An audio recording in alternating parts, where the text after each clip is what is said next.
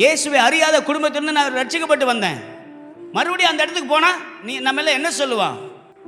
அவர் ரட்சிக்கப்பட்டு ஒரு இடத்துல இருந்து வந்துட்டேனே, கர்த்தருடைய சமூகத்தில் நம்ம ஆண்டவருக்காக இன்னும் முன்னேறணுமே ஒழிய அது பின்னாடி போவே கூடாது. எத்தனை பேர் ஆமென் சொல்ல முடியும்? அல்லேலூயா. ஒரு காரியத்தை சொல்றேன் பாஸ்டர், முன்னாடி நான் 5 நிமிஷம் ஜெபம் பண்ணேன், இப்ப ஜெபமே பண்ணலைன்னா நீங்க பின்மாற்றத்துக்குள்ள போயிட்டு இருக்கீங்கன்னு அர்த்தம். பணம் காசு இருக்கலாங்க, ஜெபம் இருக்கா? பணம் காசு பரலோகம் கொண்டு போகாது, ஆனா உங்க ஜெபம் பரலோகத்துக்கு உங்களை கூட்டிட்டு போகும். நம்புறவங்க மாத்திரம் ஆமென் சத்தமா சொல்லுங்க. முன்னாடி பணம் காசு இல்ல, என்ற பரிசுத்தம் இருந்துச்சு, இப்ப பரிசுத்தம் இல்ல, பணம் காசு இருக்கு.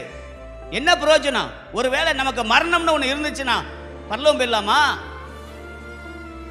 இந்த உலகத்தை நல்லா அடக்கம் பண்ணுவாங்க, ஆனா உங்க ஆத்துமாவை குறித்து ஒரு அக்கறை இருக்கா?